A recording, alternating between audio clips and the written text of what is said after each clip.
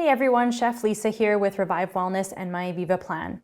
Today I'm making granola. So I love making granola at home for a few different reasons. First off, it just generally tastes better when you make things at home. Second of all, it's usually also more affordable to make things at home compared to the granola you'll find at the store. But my number one reason is because I have some allergies, as many of us do. So I'm allergic to almonds, and almonds are found in just about every kind of store-bought granola out there. So making it at home is a great way for me to be able to customize what I'm adding in there so that I know it is safe for my allergies. Plus, it just tastes better at home and is really easy to do. So there's really no reason not to make it at home. So this is just my basic granola recipe, and it can be customized to your liking the way you want it. But this is generally the recipe that I grab most often. So I'm gonna show you how to do it. We have some old-fashioned rolled oats here, so the large flake oats. It's gonna go into my large bowl here.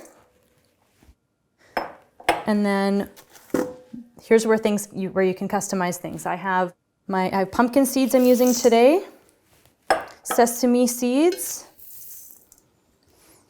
I'm using pecans, so I'm not allergic to pecans, so I'm gonna add those in as well. You can use whatever nuts and seeds you like. I'm using wheat germ today as well, not a conventional ingredient in granola usually, but I really like it for the added fiber in there. So I'm gonna just give that a quick little mix, and that's what I'm using today. You can use whatever combination you like best. So just mix that up roughly. And now we have some liquid ingredients we're gonna add to kind of bind everything together. So we have some vegetable oil. I think I'm using avocado oil today, but you can use any kind of neutral oil. That would be just fine. Some honey. So I'm gonna add that in there.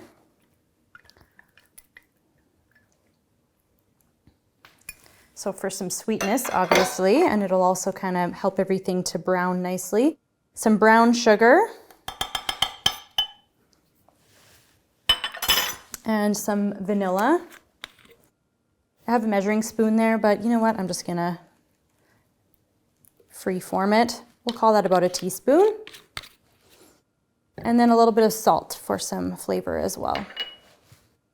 Just give that kind of a rough stir in there. Doesn't have to be perfect at this stage because we're gonna mix it all in the bowl anyways. Okay, this all goes in.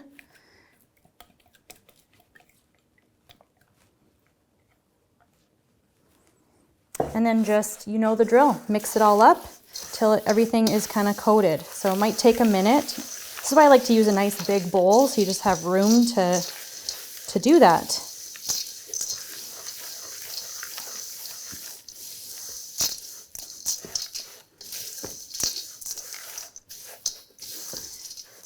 So like I said, you can easily customize this to your liking in terms of the stuff that you add in with the nuts and seeds, but you can also change up the flavor as well. So you can add, if you like cinnamon in your granola, you can add those types of spices like cinnamon and nutmeg and all those kinds of lovely spices, and that would taste great.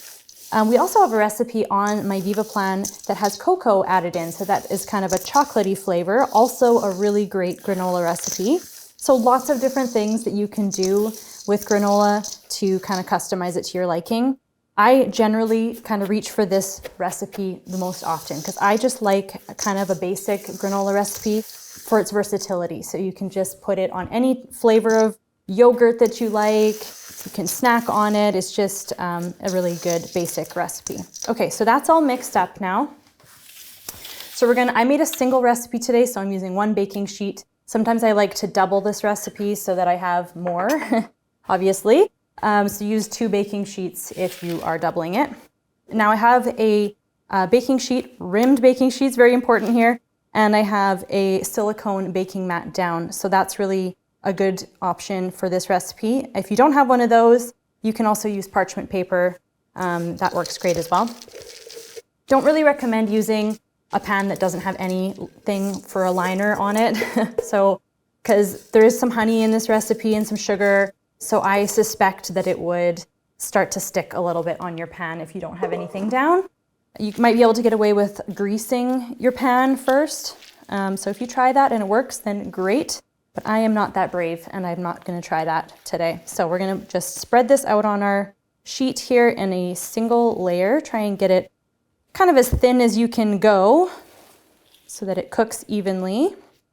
And then we're gonna put this in a 325-degree oven, and we're gonna bake this for about 25 to 30 minutes. And then we want to stir it halfway through. So don't forget to do that so that it cooks evenly and gets nice and crisped and browned. So we're gonna do that, and then we're basically done. Well, that's it. That's all. That is our granola. Super easy to make, really, really tasty. Now, if you're looking to store this, what you wanna do is you wanna make sure to let it cool completely, and then just give it a stir to kind of break it all up. Then you can transfer it to an airtight container or a plastic bag, and it can be stored in a cool, dry place for 2 to 3 weeks or so. Now, if you've made a double batch, or if you just aren't gonna get through all that granola in that amount of time, you can also store it in the freezer, and it'll keep for a lot longer that way. Well, that is all I have for you today. So as always, thanks so much for watching, and we will catch you next time.